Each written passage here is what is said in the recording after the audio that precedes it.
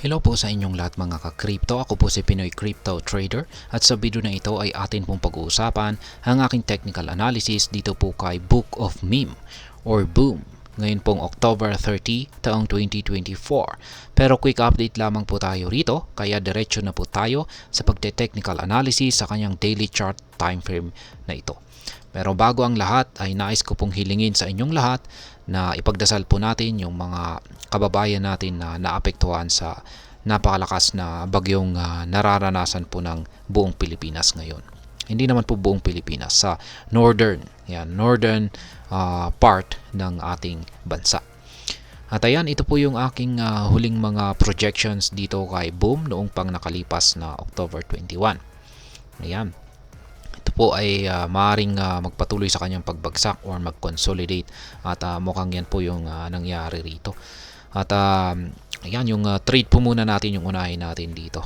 Ayan, meron po tayo nakaabang na trade dito. Kung sinusundan po nyo yung aking simpleng paraan sa pagtitrade dito kay Boom, ay meron po akong nakaabang rito na isang buy pending order sa presyong 20 digits 85.82 at na-triggered po yan nitong October 22. Ayan, kaya nakabili po ako dito. At syempre, bilang rules po ng ating strategy, kapag may na-trigger po na buy pending order, ay agad po nating pinapalitan yan ng sell pending order. Kaya nung nakabili ako rito ay agad po akong nag-set up ng sell pending order dito sa 0.010 to 15. At nung sumunod na araw ay ayan, sumapit yung October 24 ay na-trigger po yung sell pending order natin dito.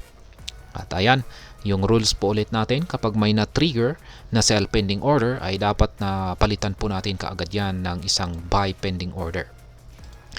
Kaya ayan, nag-set na naman ako dito ng buy pending order sa 20 digits 85.82. At nung sumunod na araw ay ayan, bumagsak po ng or bumuo po ng isang malaking bearish candlestick itong si Book of Meme. At yan, na-triggered po yung buy pending order na sinet ko rito.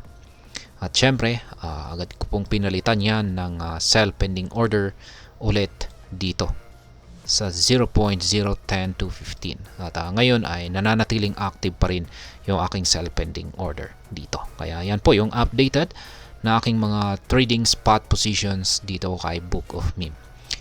Ngayon ay nakikita ko po rito ay mukhang magpapatuloy po sa pagko-consolidate itong si Book of Meme.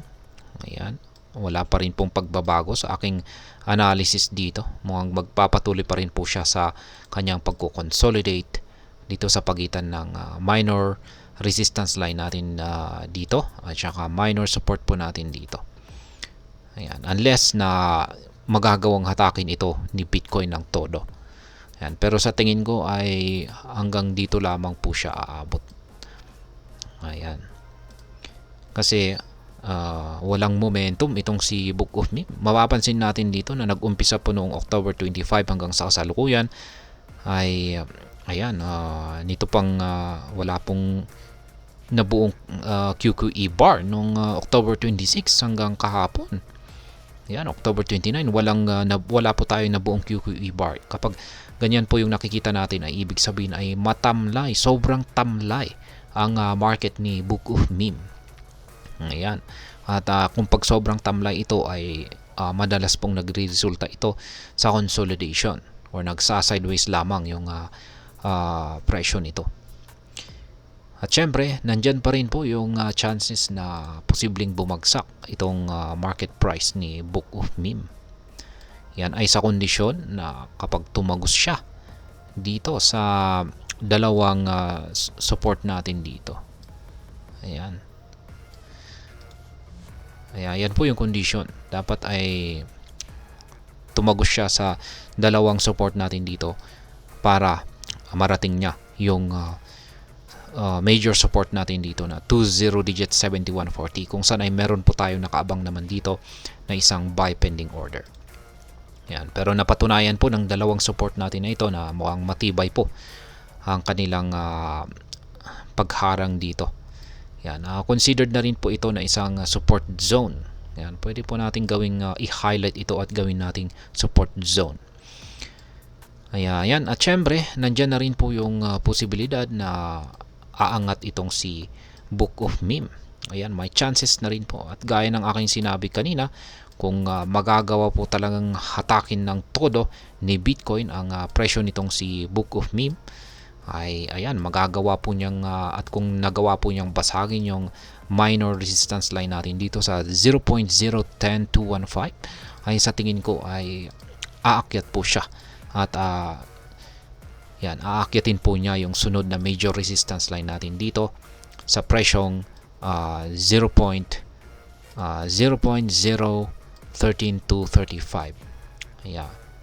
Ayan, check na rin po ninyo yung technical analysis ko kay Bitcoin. Talagang nag-uumpisa na po kasing umangat ang market price ni Bitcoin. Ayan.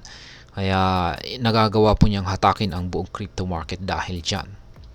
Kaya kung pagtuloy-tuloy po talaga yung pag-angat ni Bitcoin, ay sa tingin ko ay may chances talaga na magagawang hatakin ni Bitcoin itong market price ni Boom para umabot hanggang dito sa sunod na major resistance line natin dito. Kaya ayan, yung balita naman po natin, base po sa mga huling nabasa po natin na balita kay Book of Meme, ay patuloy po na may mga whale po tayo rito. Mga malalaking investor na nag-i-invest dito kay Book of Meme. Ayan, nandyan pa rin po sila. Kaya malamang ay sila po yung kung minsan ay sila po yung nagagawa po nilang pagalawin yung market price ni Book of Meme. Kung pag bumibili sila at saka nagbebenta po sila. Kaya ayan na rin po yung kailangan natin na bantayan dito. Ayan, may mga whales. Kaya ayan, sa mga projections ko na ito ay yung nakikita ko po na mataas na posibilidad na magiging galaw ni Book of Meme sa mga paparating na araw ay ayan, magpapatuloy po siya sa kanyang pagko-consolidate dito, or aakyat po siya at susubukan niyang basagin yung minor resistance line natin dito sa 0.010215, kung saan ay meron na rin po tayo dyan nakaabang na isang sell pending order or take profit. Kaya ayos na rin yan, maski tusukin na lang sana niya kung pag di po niya kayang basagin yan. Yan, katulad ng mga nangyari rito. Yan, kasi nakakatatlong beses na po tayong take profit dito, kaya magiging pang-apat na yan. At ayan po, para po sa mga bago lamang dito, ay check na lamang po ninyo ang description ng video na ito para malaman kung anong platform at mga indicators ang ginagamit ko dito. At hanggang dito na lamang po tayo sa video na ito mga ka-crypto. Marami pong salamat sa panonood. Ingat po tayo lagi at God bless po sa ating lahat.